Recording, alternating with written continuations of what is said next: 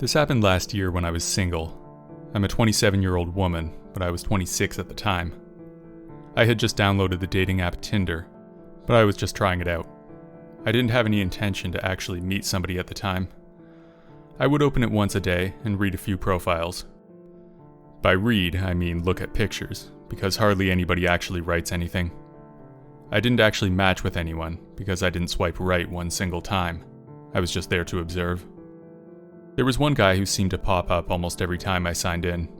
His name was Joe, and he was a clean-cut guy, a little overweight, and probably 6 feet tall if I had to guess. I think Tinder has a paid feature where they will show your profile repeatedly, so maybe he had that. It didn't matter to me though. I just kept swiping left to say not interested. One time, I was out walking my dog in a park near my apartment, and I saw a guy walking towards me on the gravel path. As he got closer, he nodded politely, and I did the same. Something about the guy seemed familiar.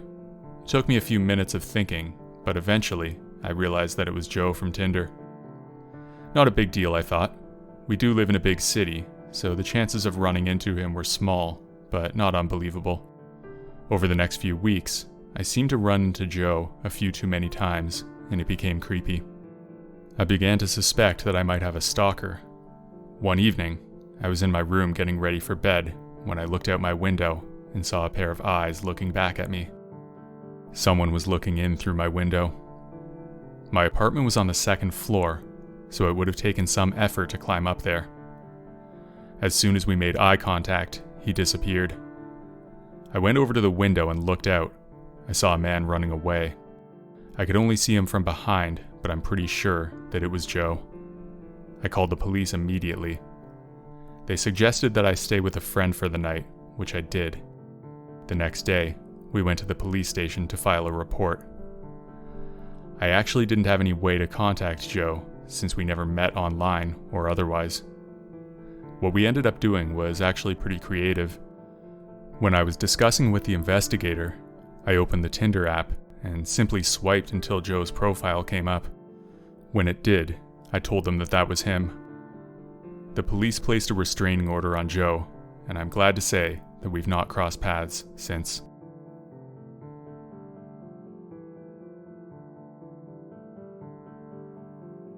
I'm a 23-year-old woman, and I started using the dating app Hinge a while ago.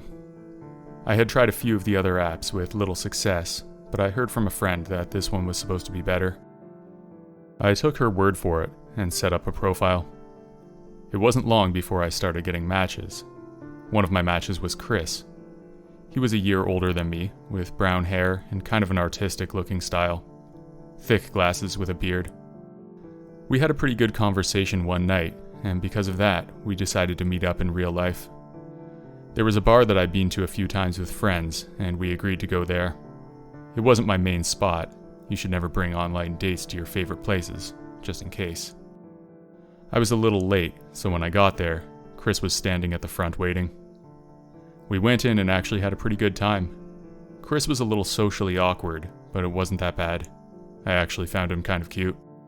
We had a few drinks and talked for about 2 hours. Then we went our separate ways, and I headed home. Over the next few weeks, Chris would text me sporadically. I would say once every 2 or 3 days on average. He would go hours or even days without replying, and that's a big red flag for me, so I eventually just stopped answering him. I figured he wasn't ready for someone like me. No hard feelings, I thought.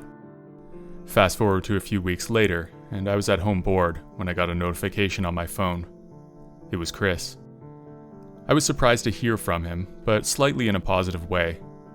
He asked me if I wanted to hang out that night, and like I said, I was bored, so I agreed. This time I gave him my address so he could pick me up. Half an hour later, he pulled up in front of my building. He had a blue Honda Civic with a large dent in the rear bumper. I got in, and as soon as I did, the mood felt off. Like I mentioned before, he was kind of an awkward guy, but this time, he hardly said a word. I immediately regretted my decision to get into a car with this guy. I decided that as soon as we stopped, I would make an excuse and get out of there. We were going to a different bar this time, and as soon as Chris parked the car, I faked an important call and said I had to leave. I could tell by the look on his face that he didn't believe me, but I turned around and walked away, and he didn't try to stop me. When I was on the bus, I blocked and deleted Chris from Hinge and blocked his number on my phone as well. He didn't do anything that bad, just gave me a weird feeling. It's hard to explain, it just felt off. However, if that was the end of it, then this wouldn't be a very scary story. Over the coming days, Chris sent me a friend request on Facebook and also followed me on Instagram. I was starting to feel creeped out, so I blocked him on both apps. A few days went by and nothing really happened. However, eventually, I started seeing some things that really scared me. I started to see his car parked on the street near my work and even near my apartment building. The dent in the bumper was a dead giveaway. It started to seem like he was stalking me. A few weeks went by, and I kept seeing the car now and then, but I never saw Chris. However, that would eventually change. One evening, I was coming home late from work. I was walking down the sidewalk. It was dark, and for reasons I can't explain, a chill ran down my spine. That was when I looked across the street and saw Chris's car. It was a very quiet night. The street was almost completely empty, so I was feeling very vulnerable. Just then, I was grabbed from behind. A man's arm was wrapped around me. It was Chris. We struggled for what seemed like a long time, but it was probably only a few seconds. It was soon obvious that I could not overpower him, so I did the one thing that I could think to do. I screamed. I screamed as loud as I could, and I didn't stop. Eventually, the noise must have been enough to draw some attention to us, because a few people came out onto the street from one of the nearby apartment buildings. As soon as that happened, Chris took off. I called the police that night and told them the whole story. Fortunately, I wrote down Chris's license plate number, so it was not difficult to track him down. Legal charges are still pending against him for what he did, but I was given a restraining order pretty much overnight. There were many warning signs for what eventually happened. Looking back, I feel that I should have called the police as soon as I started seeing his car parked in my neighborhood. Signs like that should never be ignored, and I almost paid a horrible price because of it.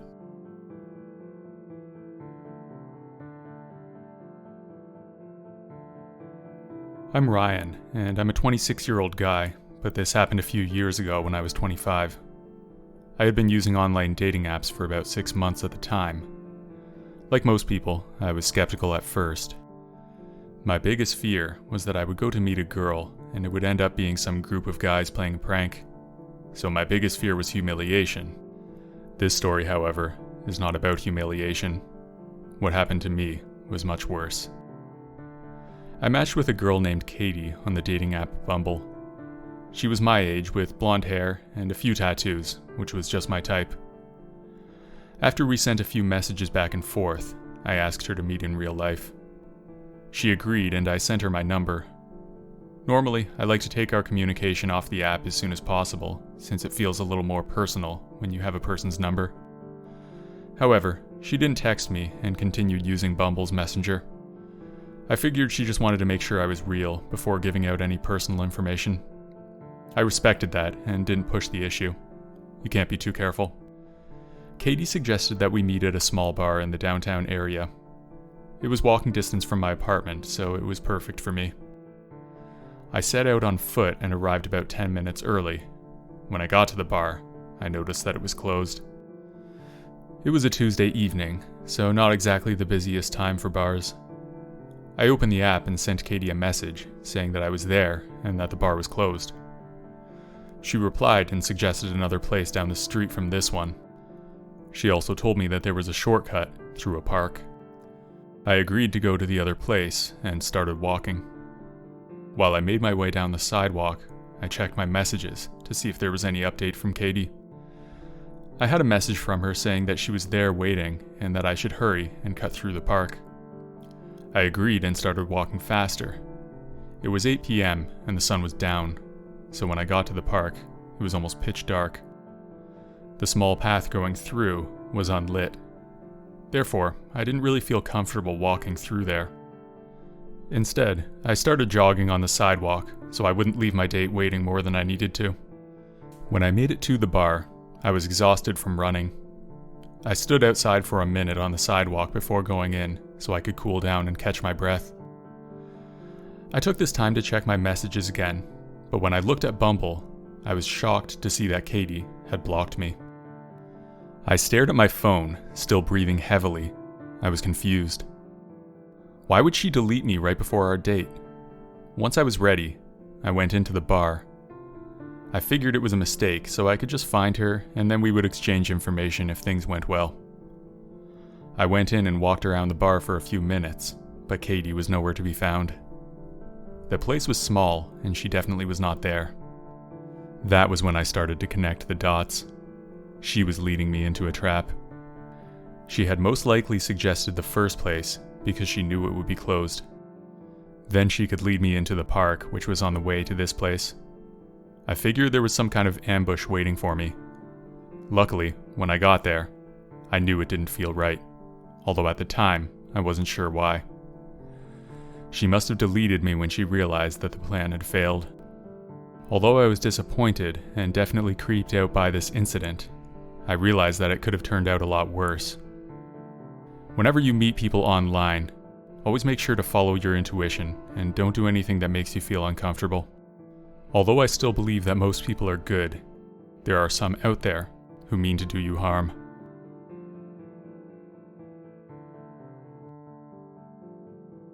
Just for some background, I'm an 18-year-old male currently living in New York.